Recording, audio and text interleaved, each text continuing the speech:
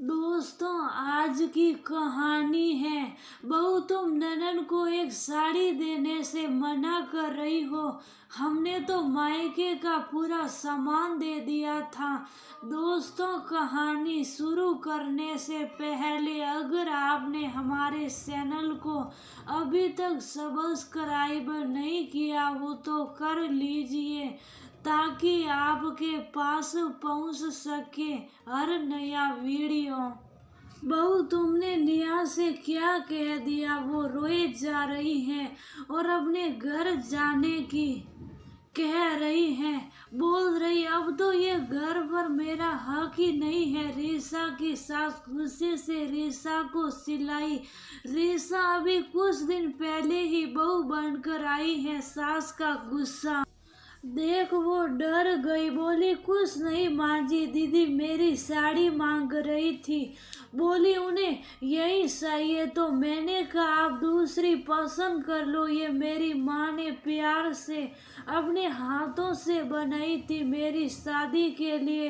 वो ने कितने दिन मेहनत करके अपने हाथों से कढ़ाई की थी। इसमें उनका प्यार और अपनापन है, उससे जुड़ी कई यादें हैं, तो मैंने मना कर दी। सास सरोज जी बोली, बहू तुम्हें किसी ने सिखाया नहीं? बहू की हर चीज पर ससुराल वालों का हक होता है और हमारे खानदान में ऐसा नहीं होता कि जो पूज्य है उनका दिल दुखाओ। ननन का ओहदा भी सास बराबर होता है और वह तो शादीशुदा है।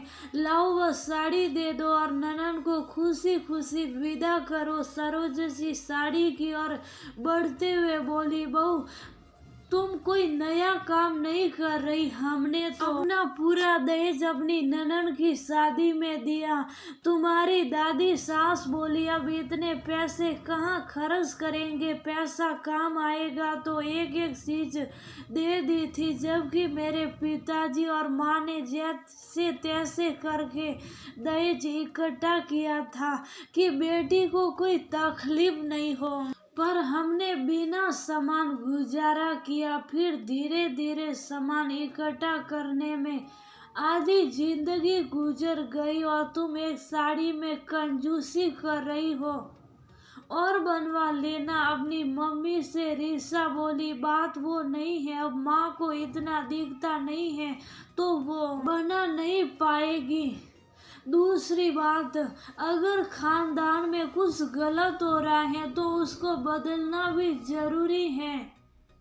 आप बताइए जरा, जब आपका सामान दिया तो आपको दुख नहीं हुआ कि आपके माता पिता ने कितने अरमान से सब दिया? और अगर कोई मजबूरी है तो त्याग समझ जाता है।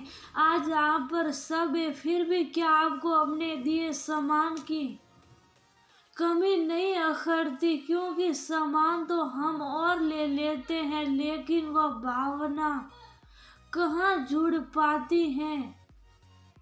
सरोज जी को एहसास हुआ कि बहू सही कह रही हैं। आज तक उन्हें ये बात कसौटती है। जब भी वह अपनी ननन के जाती हैं तो सामान देखकर दिल उदास सा हो जाता है। उससे जुड़ी सब याद दिल में उभर आती है। उस पीड़ा को वही जानती है और आज वो भी वही कह रही थी। वो बोली, बहू कुछ बातें रोकना जरूरी है।